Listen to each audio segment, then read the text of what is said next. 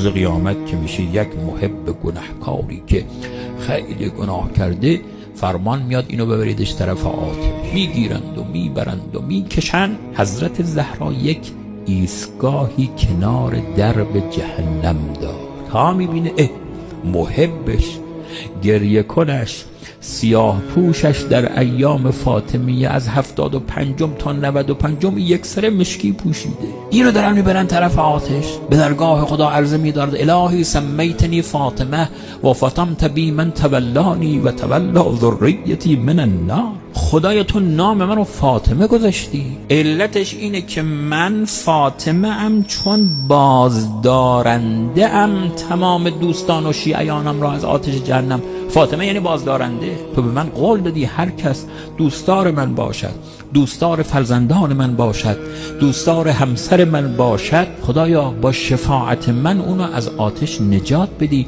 پس چرا این شیعه منو راهی جهنم کردی؟ خطاب میاد آری حبیبه ما نام تو رو فاطمه گذاشتیم و به خاطر همین نامگذاری تمام شیعیان و دوستانت را از آتش نجات میدیم با شفاعت تو.